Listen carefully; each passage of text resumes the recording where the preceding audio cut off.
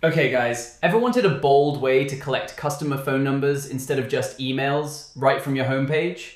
Most newsletter sections only focus on email signups. Well, this section flips that completely. Today we're adding this newsletter banner section to your store, and honestly, it's such a bold, eye-catching way to build your subscriber list. So let's not waste any more time, let's jump straight into it. Open your favorite browser and search for Shopify App Store. Click on the first link. This takes you straight to the official Shopify App Store. From here, you can install any app based on your needs. Right now, we're searching for Section Kit in the search bar. This is the app that makes building your store so much easier, genuinely. Open it and install it. The process takes just a few seconds, exactly like any other Shopify app.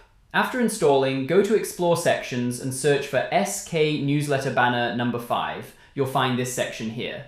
Click on More Info and purchase it. All the details are listed right below if you want to read through them. I've already purchased this one though, so let's close this and click on My Sections instead. This is where your purchase sections live.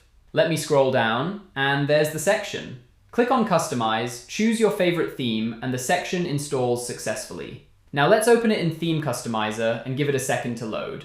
Once ready, click on Add Section, type SK Newsletter, and choose that section. It'll be added instantly, and its settings open up on the left side. First option here shows 3 different layouts. You can use whichever one you like. I'll just stick with the first one for now. Below that, you can also add a background image, but I don't have one in the right size ready, so I'll skip that for this demo. Now let's change the heading to Apps, Link in Description.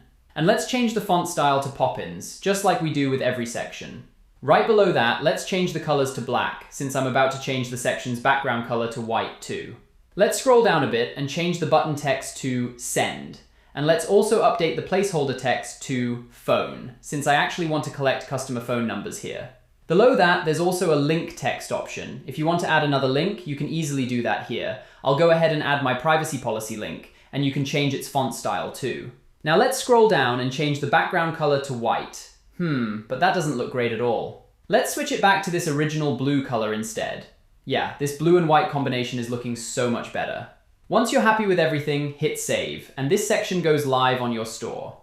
If you found this tutorial helpful, drop a like and let me know in the comments if you run into any issues. I read every single one and I'm always happy to help.